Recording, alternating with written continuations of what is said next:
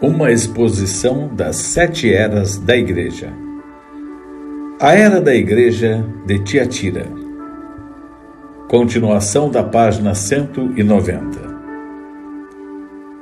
O Mensageiro.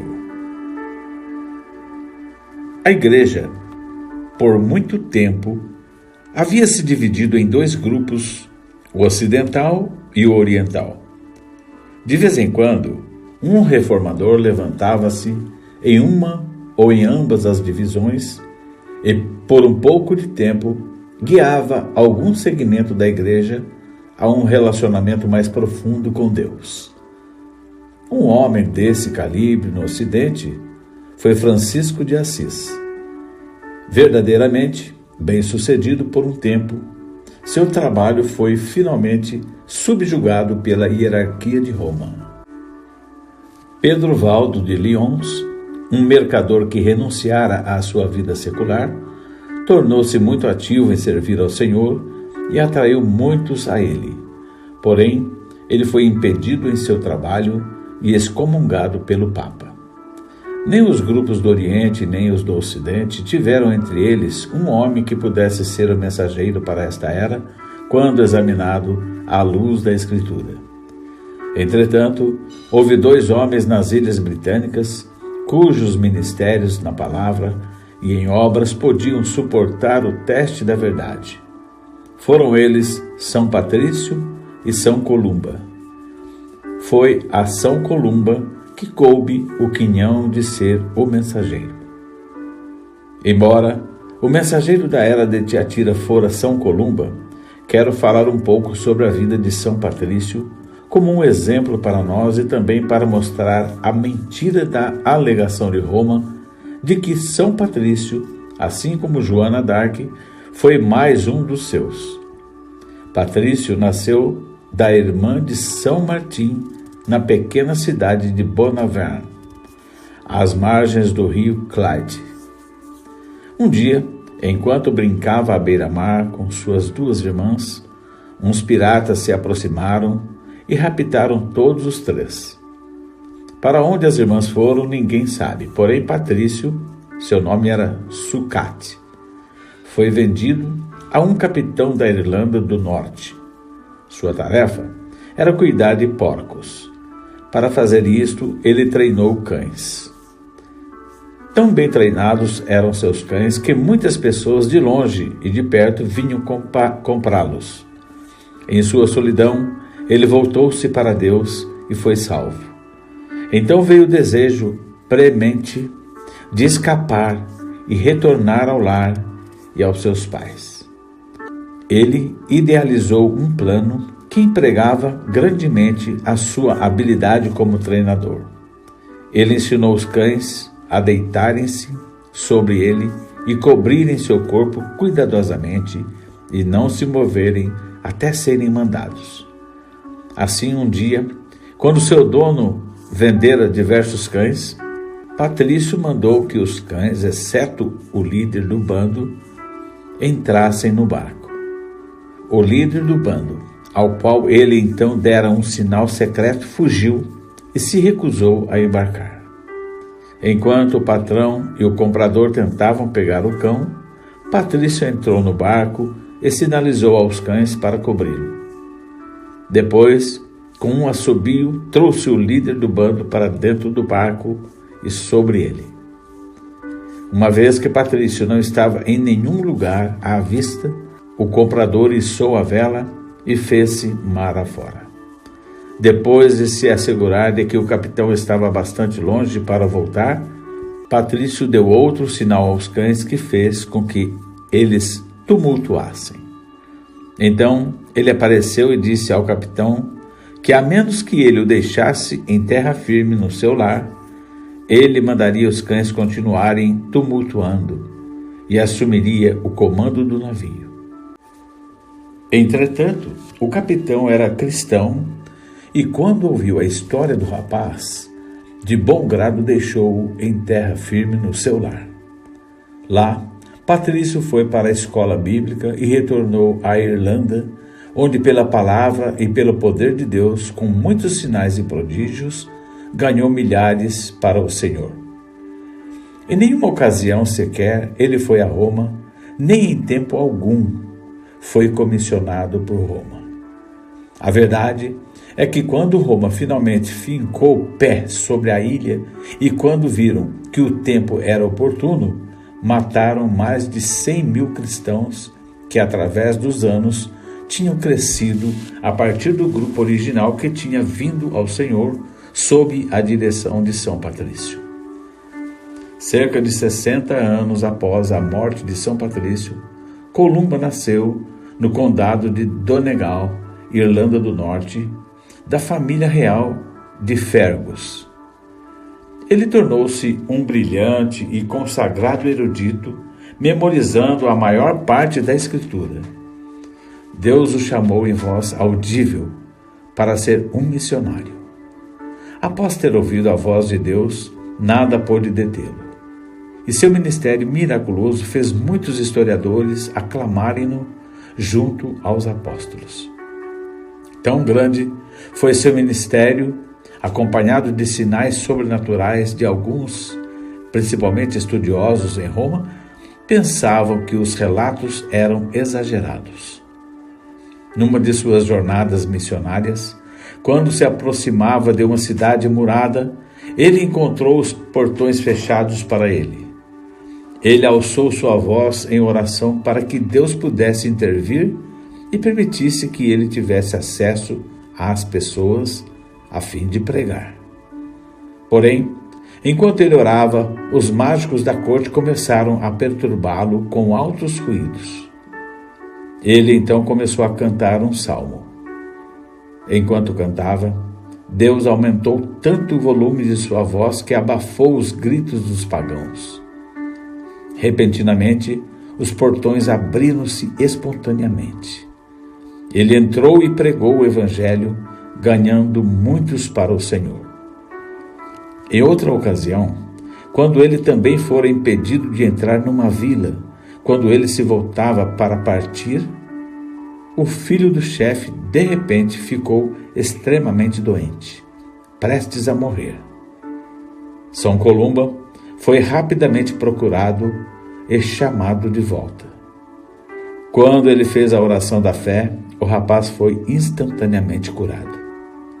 A vila foi então aberta à evangelização pelo Evangelho. O Evangelho puro que foi pregado por Columba e seus cooperadores espalhou-se por toda a Escócia, conduzindo-a a Deus. Também transbordou até a Irlanda e pelo norte da Europa. Seu modo de difundir o Evangelho era que talvez 12 homens sob um líder entravam em uma nova área e literalmente construíam uma cidade centrada no Evangelho. Entre estes 12 homens, havia carpinteiros, professores, pregadores, etc. Todos maravilhosamente versados na palavra e vivendo consagrados. Esta pequena colônia era circundada por um muro.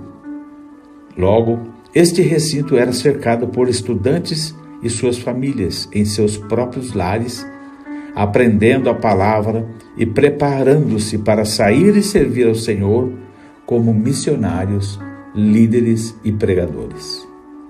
Os homens tinham liberdade de casar, embora muitos não o fizessem, a fim de servir melhor a Deus.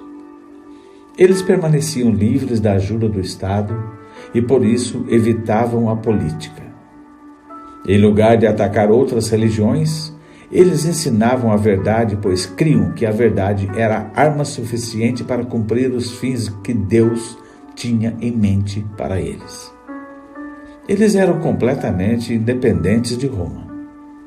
São Columba foi o fundador de uma grande escola bíblica na ilha de Rye, em frente à costa sudoeste da Escócia. Quando ele chegou lá, a ilha era tão estéril e rochosa que não podia produzir suficiente alimento para todos eles. Porém, Columba semeou a semente com uma mão enquanto mantinha a outra levantada em oração. Hoje, A ilha é uma das mais férteis do mundo. Desta ilha centrada na Bíblia saíram poderosos eruditos revestidos de sabedoria e do poder de Deus. Quando li a história desse grande servo de Deus e a maravilhosa obra que ele fez, entristeceu meu coração descobrir que o poder papal, ansiando trazer todos os homens sob o seu controle, veio e finalmente corrompeu estes campos missionários e destruiu a verdade como fora ensinada por Columba. A saudação. Apocalipse capítulo 2, verso 18. Isto diz o Filho de Deus, que tem seus olhos como chama de fogo, e os pés semelhantes ao latão reluzente. A revelação da divindade à era de Tiatira é que Jesus é o Filho de Deus. Uma vez, nos dias de sua carne, ele foi conhecido como o Filho do Homem. Porém, já não o conhecemos mais segundo a carne. Ele não é mais o Filho do Homem, o grande profeta, que em si mesmo reuniu todas as profecias. O unigênito voltou ao seio do Pai. Agora, o conhecemos segundo o poder da ressurreição. Ele ressuscitou e tomou para si seu grande poder e está acima de tudo e sobre tudo para louvor de sua própria glória. Sua glória ele não compartilhará com nenhum outro. A sua liderança sobre a igreja ele não entregará a homem algum. De cima, ele olha para Tiatira e eis que vê nessa cidade, nessa quarta era, a honra que pertence somente a ele, concedida a outro. Seus olhos chamejam com o fogo da ira e do juízo, quando vê Apolo reverenciado como Filho de Deus, quando somente ele é o unigênito do Pai. Quão terrível deve ser seu juízo sobre a religião da era de Tiatira, na qual os membros da igreja, como os adoradores pagãos do Filho do Deus, Apolo, o filho de Zeus, exaltam um governante humano até a adoração, apoiados pelo poder do Estado. Pois foi isso exatamente o que ele viu. A Igreja Católica Romana, completamente imersa na adoração de ídolos baseada em ritos do deus Sol, Apolo, tinha exaltado um homem até a própria deidade, Papa, através do casamento da Igreja com o Estado. Porquanto Tomás de Aquino e Álvares Pelágios formularam e afirmaram que o Papa merece ser aquele que o veem com olhos espirituais, não um homem, mas um Deus. Não há limites à sua autoridade. Ele pode declarar ser correto o que quiser e pode retirar de qualquer um seus direitos desde que ele ache conveniente. Duvidar deste poder universal resulta em ser impedido de entrar na salvação. Os grandes inimigos da igreja são os heréticos, que não aceitam o jugo da verdadeira obediência. Há um só mediador entre Deus e os homens, Jesus Cristo, homem, o Filho de Deus. 1 Timóteo 2:5. Porém, o Papa de Roma mudou a palavra. Ele a converteu em um mediador entre Deus e o homem, não homens. Portanto, agora ele interpõe-se entre o mediador e os homens. Mas não há nenhum outro mediador exceto o Filho. O Papa anuncia a salvação através da Igreja de Roma. Porém, não há salvação a não ser através do Filho de Deus.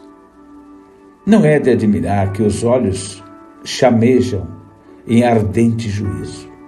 Não é de admirar que os pés sejam semelhantes ao latão reluzente, enquanto ele se acha pronto para esmagar os reinos ímpios deste mundo, reduzindo-os a pó e poeira. Graças a Deus por esses fortes pés de latão. Eles passaram pelo juízo por nós. Eles agora são nosso fundamento porque o que ele ganhou é nosso. Nós nos achamos identificados nele, em Jesus, o Filho de Deus. Foi nesta era que presenciamos a ascensão do islamismo, que negava o Filho de Deus e decretava morte a todos que se chamavam cristãos. Foi também nesta era que a falsa igreja desprezou o primeiro mandamento do Deus Todo-Poderoso e lançou-se prontamente a quebrar o segundo mandamento, porque colocou o seu Papa no lugar de Jesus Cristo e estabeleceu e impôs a adoração de ídolos a tal ponto que significava morte para os que não concediam aos ídolos um lugar dentro da igreja. Somente sob o reinado da imperatriz Teodora, de 842 a 867, mais de 100.000 santos foram mortos porque consideravam as imagens sem nenhum valor. Certamente, esta era deve se arrepender ou perder tudo. Lá está o Senhor da glória, Deus mesmo, sua palavra posta de lado, sua pessoa rejeitada. Porém, mãos humanas e corações humanos não podem depô-lo. Deixe-os negá-lo. Ele permanece fiel. Não temas, ó pequeno rebanho. A vosso Pai agradou dar-vos o reino. E quando eu vier com pés de latão e olhos chamejantes, darei a recompensa. Meu é o juízo. Eu recompensarei, diz o Senhor.